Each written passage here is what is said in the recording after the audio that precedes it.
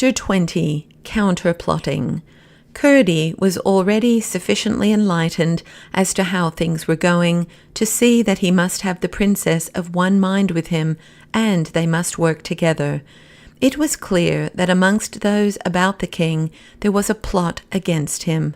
For one thing, they had agreed in a lie concerning himself, and it was plain also that the doctor was working out a design against the health and reason of his majesty, rendering the question of his life a matter of little moment. It was in itself sufficient to justify the worst fears that the people outside the palace were ignorant of his majesty's condition. He believed those inside it also, the butler excepted, were ignorant of it as well. Doubtless his majesty's counsellors desired to alienate the hearts of his subjects from their sovereign. Curdie's idea was that they intended to kill the king, marry the princess to one of themselves, and found a new dynasty. But whatever their purpose, there was treason in the palace of the worst sort. They were making and keeping the king incapable in order to effect that purpose. The first thing to be seen to, therefore, was that his majesty should neither eat morsel nor drink drop of anything prepared for him in the palace. Could this have been managed without the princess, Curdie would have preferred leaving her in ignorance of the horrors from which he sought to deliver her. He feared also the danger of her knowledge betraying itself to the evil eyes about her, but it must be risked, and she had always been a wise child.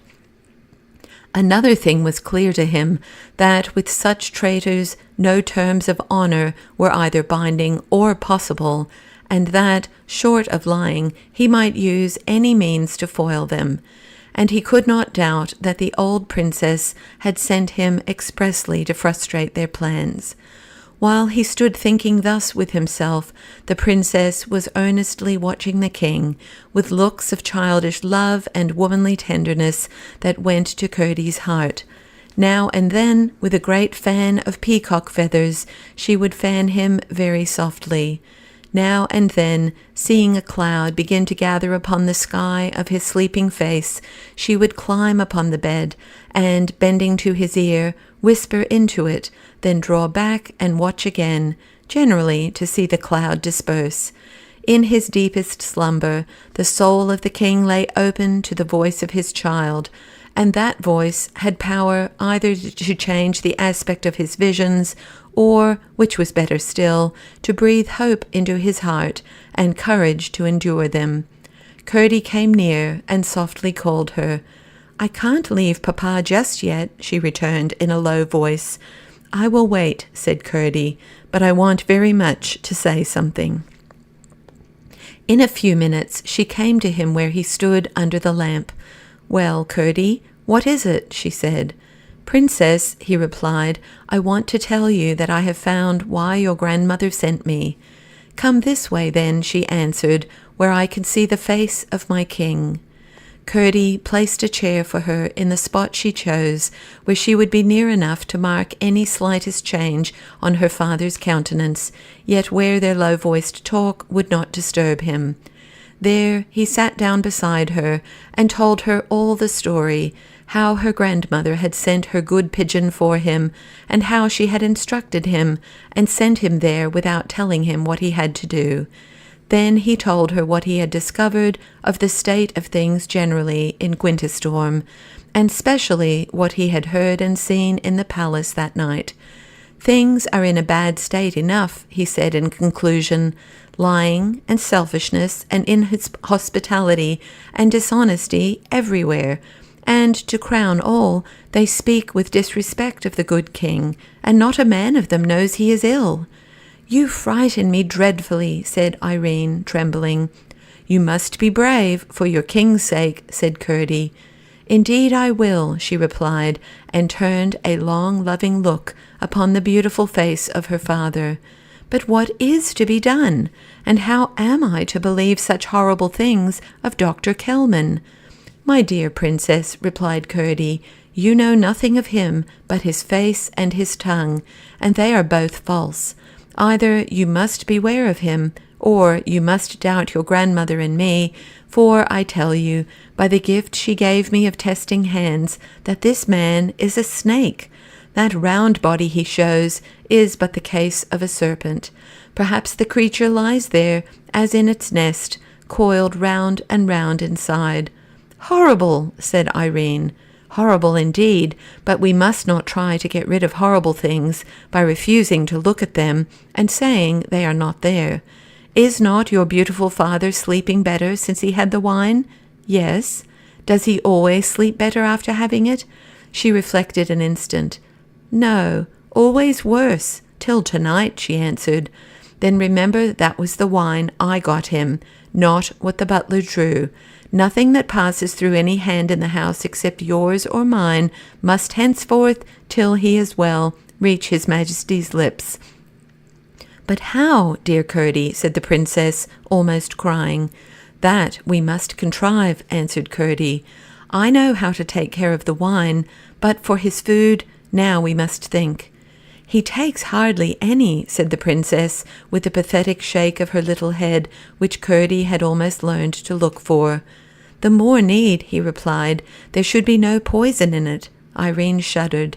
As soon as he has honest food, he will begin to grow better. And you must be just as careful with yourself, princess, Curdie went on, for you don't know when they may begin to poison you too. There's no fear of me. Don't talk about me, said Irene. The good food, how are we to get it, Curdie? That is the whole question. I am thinking hard, answered Curdie. The good food, let me see. Such servants as I saw below are sure to have the best of everything for themselves. I will go and see what I can find on their supper table. The Chancellor sleeps in the house, and he and the master of the king's horse always have their supper together in a room off the great hall to the right as you go down the stair, said Irene. I would go with you, but I dare not leave my father. Alas, he scarcely ever takes more than a mouthful. I can't think how he lives, and the very thing he would like, and often asks for, a bit of bread, I can hardly ever get for him. Dr. Kelman has forbidden it, and says it is nothing less than poison to him. Bread at least he shall have, said Curdie, and that, with the honest wine, will do as well as anything, I do believe.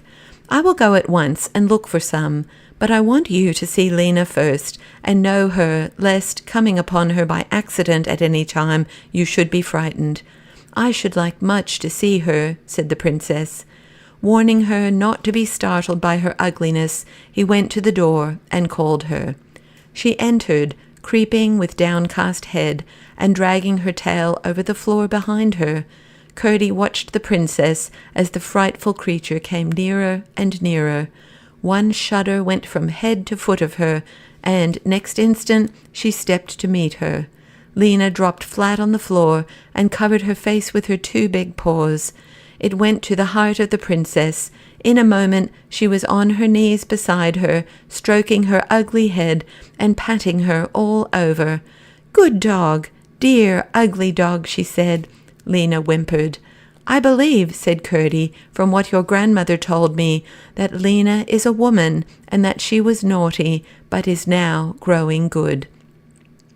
Lena had lifted her head while Irene was caressing her. Now she dropped it again between her paws, but the princess took it in her hands and kissed the forehead betwixt the gold-green eyes. "Shall I take her with me, or leave her?" asked Curdie. "Leave her, poor dear," said Irene, and Curdie, knowing the way now, went without her. He took his way first to the room the princess had spoken of, and there also were the remains of supper. But neither there nor in the kitchen could he find a scrap of plain, wholesome-looking bread. So he returned and told her that as soon as it was light he would go into the city for some, and asked her for a handkerchief to tie it in. If he could not bring it himself, he would send it by Lena, who could keep out of sight better than he, and as soon as all was quiet at night he would come to her again. He also asked her to tell the king that he was in the house. His hope lay in the fact that bakers everywhere go to work early, but it was yet much too early, So he persuaded the princess to lie down, promising to call her if the king should stir.